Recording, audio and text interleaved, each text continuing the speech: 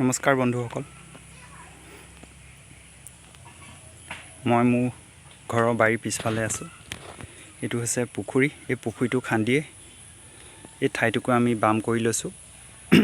এইটুকুৰাত আমি আগে ৰুইছিলোঁ, শালি ধান ৰুইছিলোঁ। শালি ধান ৰোৱাৰ পাছত যেতিয়া বাম কৰিলোঁ, তেতিয়া আমি আকৌ শালি ধানৰ কঠীয়া এই টুকুৰাতে সিঁচিছিলোঁ।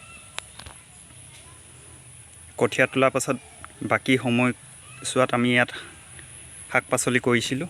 এতিয়া জুবিনদাৰ মৃত্যু হোৱা পাছৰ পৰাই মই এই টুকুৰাত পৰিকল্পনা কৰিছোঁ, যেনেকৈ কাষে কাষে লগাইছোঁ ফল মূলৰ গছ গছনি, ঠিক তেনেকৈ এই টুকুৰাটো মই গছ গছনি লগাব ল'লোঁ।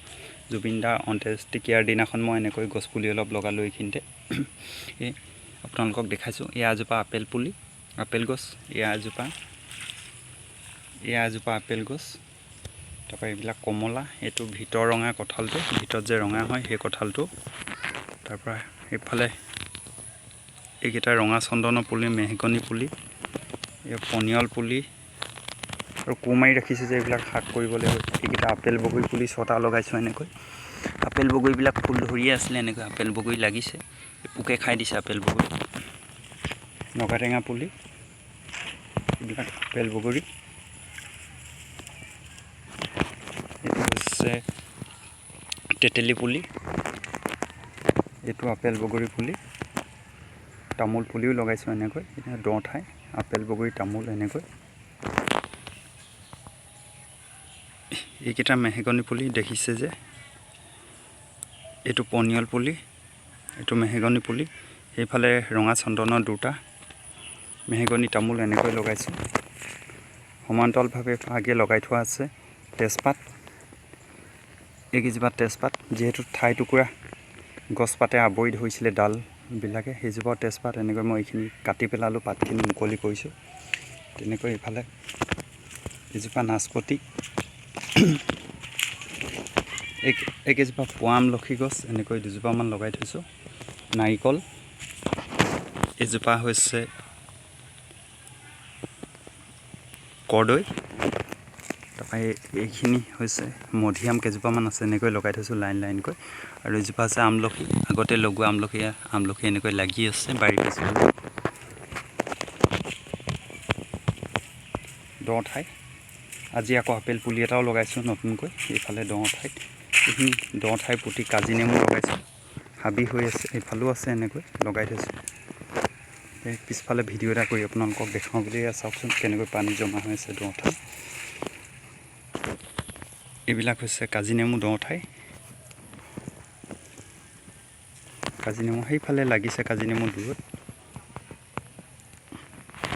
লগতে কুঁহিয়াৰ কেইজোপামান আছে। কুঁহিয়াৰ থাকিলেও এইফালে ভাটৌৱে খায়, যেতিয়া মাঘ ফাগুনমহীয়া একো খাবলৈ নাপায় ক'তো, ভাটৌ জাকে জাকে আহি কুঁহিয়াৰবিলাক খাই থৈ যায়। এইবিলাক তেজপাত। সেইফালে লগোৱা আছে মাটিকঁঠাল, মধিয়াম।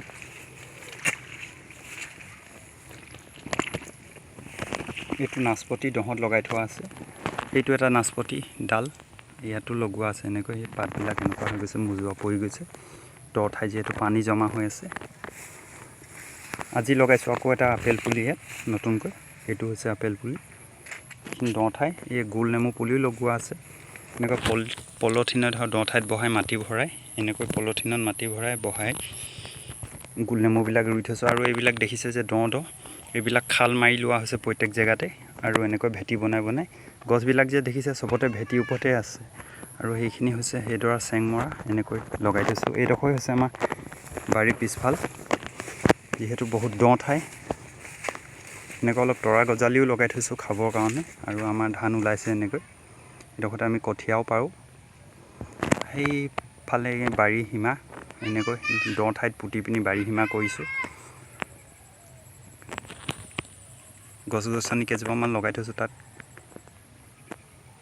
তামোল, তাৰ সমান্তৰালভাৱে গোল নেমু কেইটামান।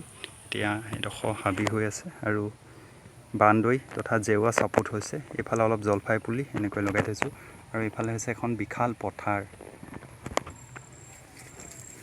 এইখিনি আমি আগে ৰুইছিলোঁ, ৰোৱা মাটি পুতি এনেকৈ এখন বাৰী কৰিছোঁ। সেয়ে ভিডিঅ' এটা কৰি আপোনালোকক দেখালোঁ। এইবিলাক ঔটেঙা গছ কিছুমান আছে, 8-10জোপামান ঔটেঙা গছ লগাই থৈছোঁ, 2-এটা লাগে। আমি এই বাৰীখন বনাবৰ কাৰণে, মাটি তুলিবৰ কাৰণে খান্দোতে এইটো এটা পুখুৰী হৈ গ'ল। ইয়াত মাছো যথেষ্ট আছে, পোহনীয়া মাছো আছে আৰু এনেকুৱাকৈ হোৱা সৰু সৰু কাৱৈ পুঠি দনিকণা এনেকুৱাবিলাকো আছে। এই হৈছে আমাৰ বাৰীৰ পৰিৱেশ। সেয়ে আপোনালোকক ভিডিঅ' এটা কৰি দেখুৱালোঁ। ধন্যবাদ।